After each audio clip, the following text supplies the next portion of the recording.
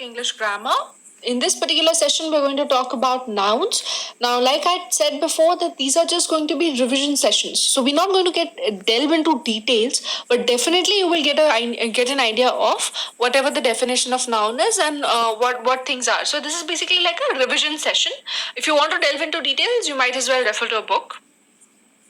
So before we begin, this course is being presented to you by me, Shilpa Jha. Please rate, review, subscribe, and recommend the course. Also, please leave your valuable suggestions and comments below. So basically, there are 8 parts of speech. Let's start with parts of speech first. So there are 8 parts of speech: noun, pronoun, adjective, verb, adverb, preposition, conjunction, and interjection. Right. So there are 8 parts of speech, and we are going to cover all of them. We'll start with the first one, that is the basic one, that is noun. तो जब हम बचपन में पढ़ते थे, for us noun were basically what? A name, place, animal, thing. That was a myth, right? Noun are naming words. That's how we put it. Noun are naming word. So everything that you're able to see and talk about is basically a noun. Right, so that can be the name for people, for animals, objects, substance, quality, action, anything. Right. So let's start like name of people, animals, or places, right? For example, you have Tom, Englishman, brother, cat, office. They are all what? They are the names of people, or animals, or places. So that is the kind of noun. I'm just giving you examples. Ya fir of objects and substances, right? Like chair or computer or a table or a stool, whatever, water, ice. Next, you have qualities like kindness, beauty, bravery, faith. That is all a noun. Fourth one is name of actions like rowing or cooking or reading or listening. They're all nouns. Okay. So now in nouns we have common nouns and proper noun, right?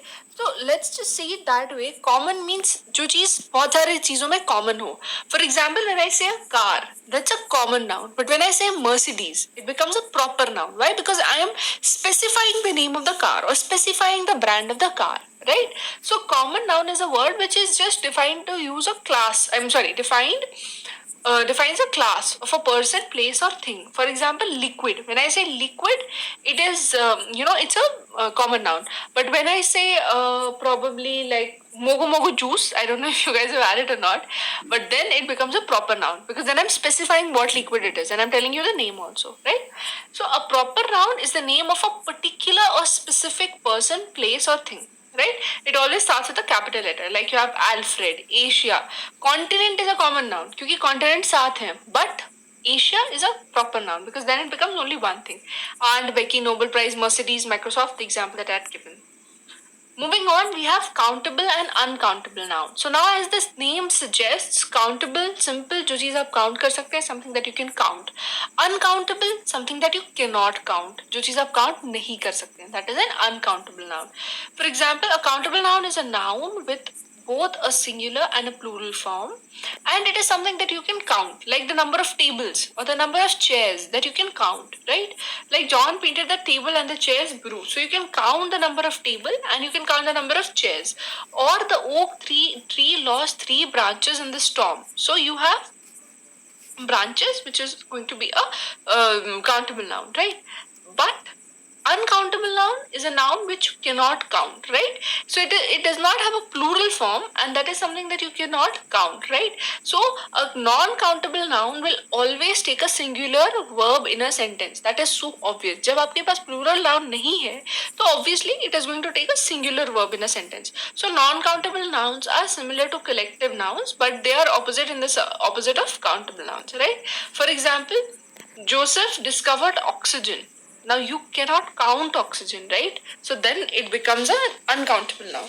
Similarly, we decided to sell the furniture. Now when I say furniture, मेरे को नहीं पता if it is 1 chair, 2 chairs, or 1 table or 2 tables. So that is a general term.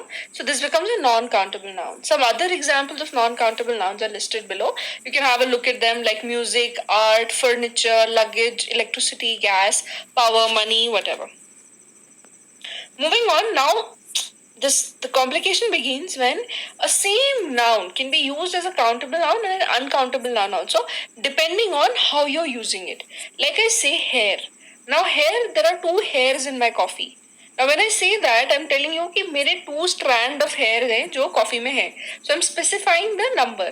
But when I say I don't have much hair, so can you count the number of hair that are there? You can't count, right? So then it becomes an uncountable noun. Right? The bedroom, there are 2 lights in our bedroom. So when I say 2 lights, you know कि मेरे room में 2 lights हैं. But when I say close the curtain, there is too much light. Now you cannot quantify it. आप सिर्फ ये कह सकते हैं light बहुत ज़्यादा आ रही है, but मैं number नहीं कह सकती कितनी light आ रही है, right? Okay, next we have collective noun. Collective noun is a noun name of a group of things. Collective जैसे the word collective says जो group होगा. So a group of things, animals or person. Okay, so you can take individual members, but you can also take a single unit. Like the flock of geese. So this whole flock represents a flock, and if you see the flock of geese, it's spending most of its time in the pasture, so it's using a singular verb, right? You see that, right? Because over here it is saying spends. Next, the jury is. Please note this fact that with the collective noun also you're using a singular verb, right? Because ये पूरी entity एक ही चीज को describe कर रही है. It's not a plural form. The jury is dining and taking out chicken tonight. The army is handling the problem of terrorism, right? Okay, next is a possessive noun. तो जैसे ये possessive possession क्या होता है? Something that you own. So when you want to show that something belongs to somebody or something, that is called. Usually you put an apostrophe s या फिर एक s के बाद apostrophe in plural form to show that this belongs to you. Like the boy's ball. So एक बच्चे की boy. But when you say the boy's ball with the s and the apostrophe at the end, that means there are 2 or greater than 2 boys, right? Next, you have noun as an adjective. So, noun can be as an adjective also. How? Because there are certain nouns which, if put in front of another noun, will give you another noun.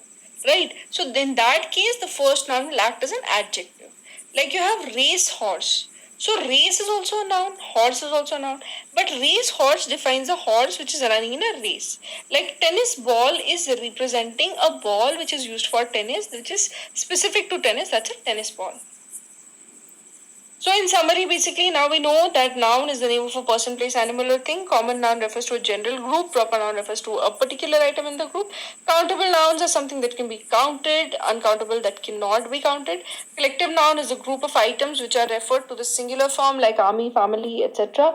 Possessive noun uses apostrophe to show possession, and nouns as adjectives are race horse, cricket ball, etc. So that's it for today.